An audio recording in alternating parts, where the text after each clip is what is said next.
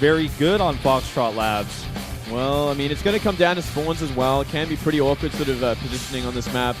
We'll have to wait and see when we jump to the game. We'll know exactly how the story is going to unfold. Leenock down to his last life here. Has to win 3 games in a row to make it to the semis. Maru, the favorite. It's already shown why he's the favorite. Let's see if he can close it out here in set number 3.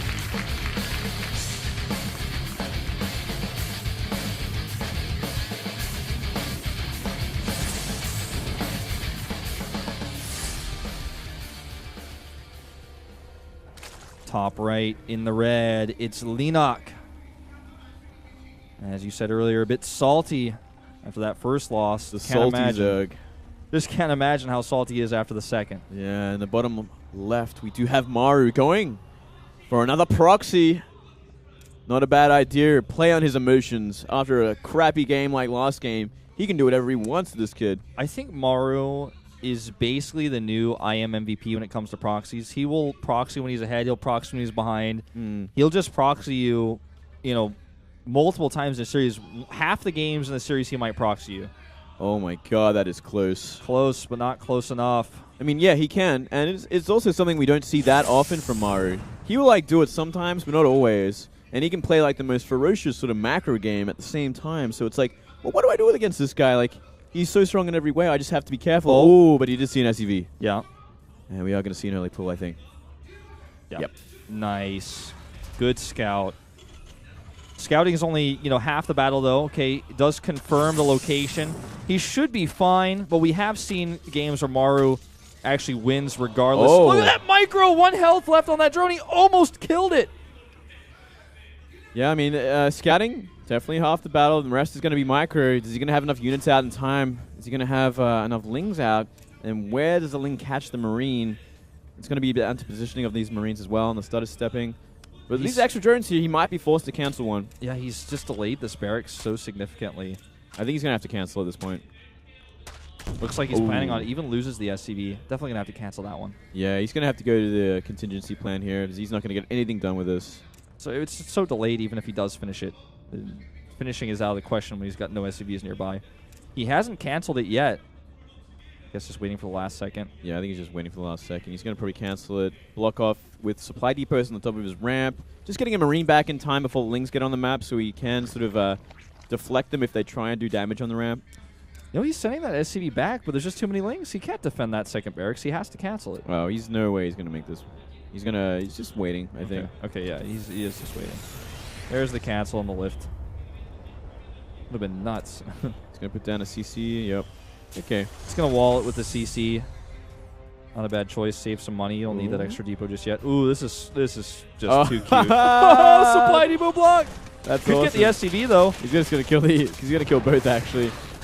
That was ambitious from Maru, but at least he's buying time for that other Marine to get to the top of the ramp. Kind of give that CC a little bit more time to build as well. Yeah. With the production of all these Zerglings, Maru's ahead in Harvesters for a little while. He's got a faster CC, or not a faster CC, but a CC that's, compared to where a Zerg would like to be with their hatchery, pretty good. Yeah. He's going to have double mules pretty soon. Well, we're seeing 3 Raxes being added. I think we're just going to see a Marine all in. Oh. He's going up to 4, yeah. Yeah. 3 Raxes being built in the bottom of his CC. It's going to be important if we're going to see Leenock go for a sort of a big scout with that Overlord into the bottom left. It's going up to 5. Yeah, this is complete all-in. And I like this a lot. This is something we used to see in Wings of Liberty. This is bit by bit. This is what I used to do when I played TLO as a Terran.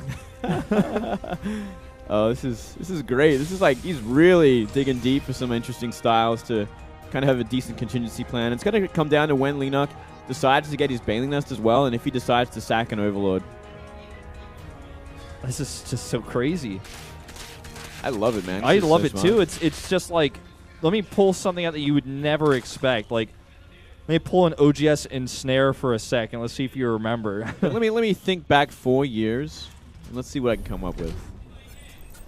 I mean, this is old school. This was a common build that you'd see a lot of the time back when StarCraft 2 and Wings of Liberty at the very early stages was almost felt rock, paper, scissors because it was so not figured out at the time.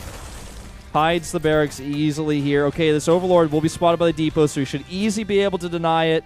Yeah. And this is Leenock's worst nightmare. Not only is he going to see nothing, he's going to see this gas that isn't real. That's great. Cancels it the moment that Overlord disappears. One mistake, though, for at least Leenock was he could have spent a Zergling scout in, scattered all the Marines on the ramp, and be like, whoa, that's a lot of Marines. And maybe, just maybe, get a Baneling Nest. But instead, he's going to go completely undefended. He's putting down one Spine Crawler now, but you're going to need a lot more than one Spine to deal with this many Marines. How many SCVs do you think he'll pull with this? It's hard to say. Looks like at least the main. Okay, looks like all of them. Yep. Looks like he's pretty Oh, cool. he killed the rocks too. It's like, whoa, thank you, sir. I guess I'll just run straight to your base now. This is the worst possible scenario for Leenock. And he can't see it. By the way, he has no vision. He has no vision He has whatsoever. no vision. This is the worst way to lose. Right now, he's probably like, what? Okay, he makes a Baneling Nest as he starts to figure this out. Now he sees SCVs. He sees SCVs. He needs to add spines as well, but I think it's just too late. He's only at one spine here. He's going to have to pull a lot of drones as well. He's going to have to try and get a sort of like a surround. He just needs time. If he can buy a little bit of time to get those Banelings out, he might be able to hold this. Maybe, but here we go. There's a lot of Marines. The boys are tanking. It's a lot of Marines here.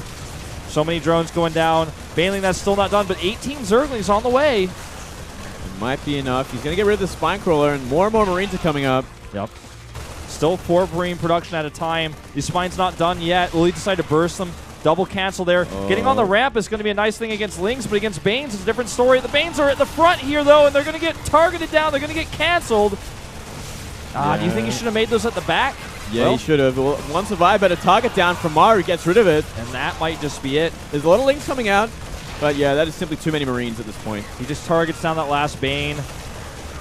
And this should be easy peasy lemon squeezy. That's just silly how he can kind of start a step like this and even get a Baneling at the back.